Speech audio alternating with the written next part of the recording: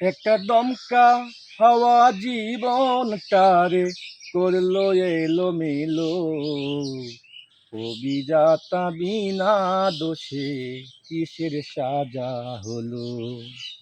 অভিজাতা বিনা দোষে কিসের সাজা হলো? একটা দমকা হাওয়া জীবনটারে করলো এলোমেলো। অভিজাতা বিনা দোষে কিসের সাজা হলো?